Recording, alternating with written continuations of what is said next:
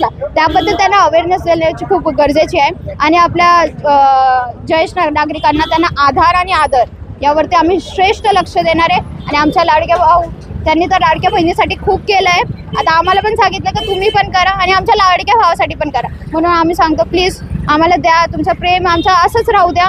आणि खरंच आमचे अध्यक्षपदासाठी उमेदवार का नसू राजश्रीताई आणि आमचे 16 इतर उमेदवार, आम्ही सगळं खरंच सक्षम आहे आणि एक सार्वजनिक एक जनरल फॅमिलीमधून येतो.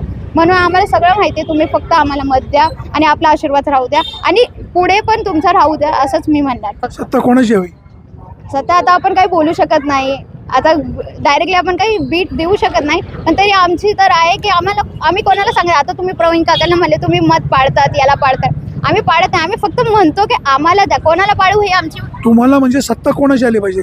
शिवसेनेची, राष्ट्रवादी काँग्रेसची, भाजपची का कोणाची? आता मी तर शिवसैनिकमध्ये आणि मी तर खरंच मध्ये शिवसैनिक यायला पाहिजे, कारण की 16 उमेदवार बघू किंवा ते काजळे ताई बघू, ते पण चांगलेच होते, पण ते बंधना काके झाले ते पण माझे काकीचे. आणि ही इतर 16 उमेदवार पण आमचे सक्षम आहे. आणि आमचे नगराध्यक्ष दत्त काका, त्यांच्याबद्दल तर काय बोलायचं, त्यांची बायको पण तशीच आहे, आपली बहिणी, त्यांना पण मत आहे आणि आम्ही सगळे सक्षम आहे. म्हणून मला असं वाटतं स्वतःचं पर्सनल आहे का शिवसेना आली पाहिजे.